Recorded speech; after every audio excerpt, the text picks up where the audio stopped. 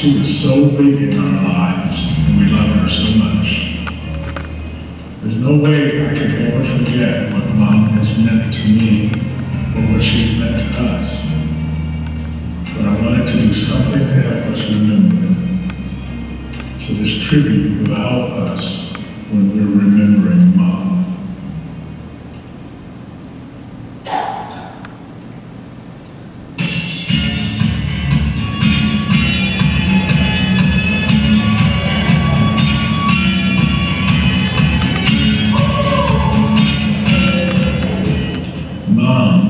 Is Patricia Ann Holcomb Berry.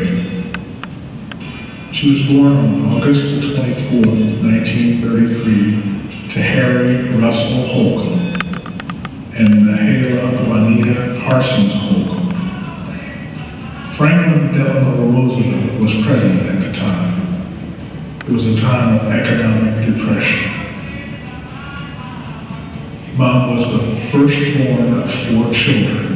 2 girls and 2 boys. Her younger sister Doris contracted scarlet fever and died as an infant. Harry Gardner and Frederick Russell are her brothers. Grandpa also fathered another son whose name was Wesley Hathcott. Home life was a challenge for the Holcomb family. My grandpa was a podiatrist who practiced medicine for 1 week and decided to close his practice because he had no patients. He worked cooking in kitchens for a living from that point on. Struggling with finances, they moved from house to house.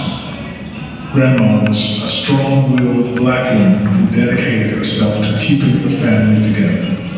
Mom did not tell many stories about Grandpa that did not reveal his alcoholic dysfunction. But the relationship between Mom and Grandpa was a tender one when he was sober. She told me it was Grandpa that taught her how to make fried potatoes. But alcoholism eventually took its toll on Grandpa and on the family, and he and Grandma divorced.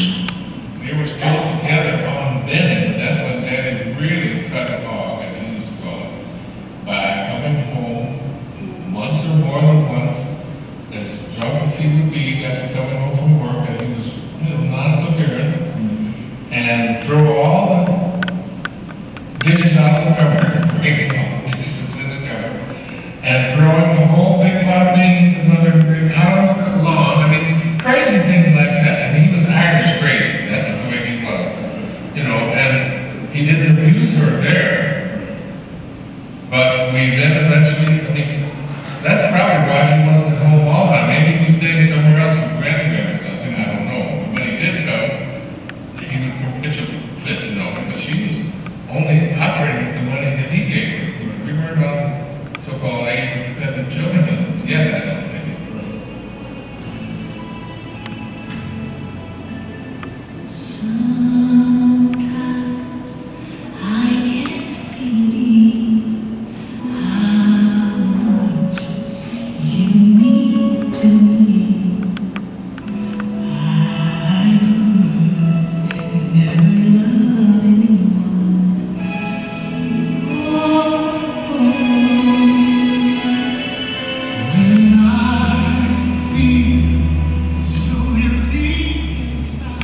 November the 5th, 1955, Mom married Gail Edward Berry of Ripley, Ohio.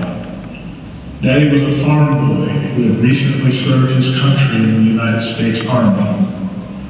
Farm boy met city girl, and the rest was history. To this union, Debbie and I were born. Mom was a loving mother.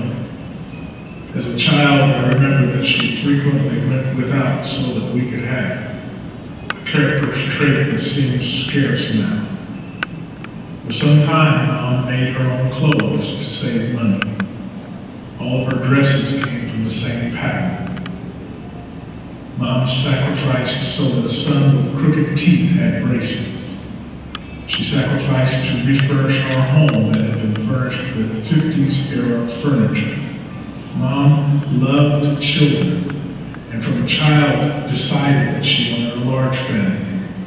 I was her second and final child. She barely had me and was told she could have no more children after me. Mom was a smart person. She excelled in school, but she had natural wisdom too. Mom was a deep thinker. She was introspective. And Mom was fun-loving and witty. I think she may have gotten this from Grandpa in the short time they were together as a family.